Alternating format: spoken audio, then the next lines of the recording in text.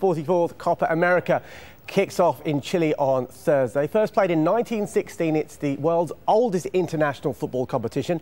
Some of the game's biggest names, including Leo Messi, Neymar and Alexis Sanchez, will be playing, but the event's been overshadowed by FIFA's corruption scandal and Chile's own problems. Daniel Schweimler reports from the capital, Santiago.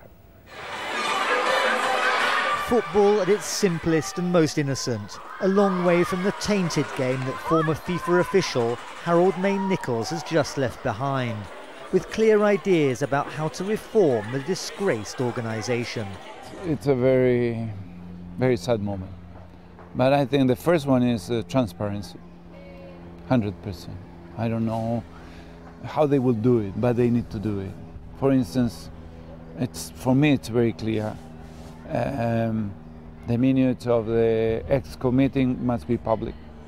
These VIP seats in Santiago's national stadium will be filled for the opening game between Chile and Ecuador. But with many of South America's leading football figures under arrest or on the run, who will they be? There's a focus on who will represent South American football at this tournament and who will represent Chilean politics. Chile's President Bachelet live on radio saying that of course she'll be there. That she's dealing with corruption scandals at home, plus these regular and often violent student protests.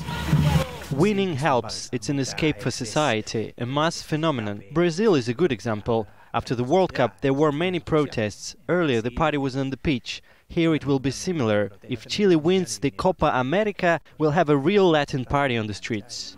But only if these Chilean players live up to great expectations. Never have these players wanted and needed so much to win a tournament that Chile has never won.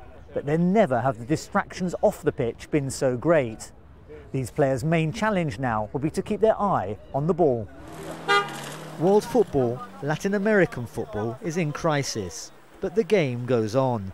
Football will still be #1 sport because what happened on the field has nothing to do with what happens on the offices. But the credibility of the big organization will be, every year will be worse and worse. On the eve of kick-off, many are hoping the Copa America and football at the grassroots level can combine to rescue the game they love. Daniel Schweimler, Jazeera, Santiago.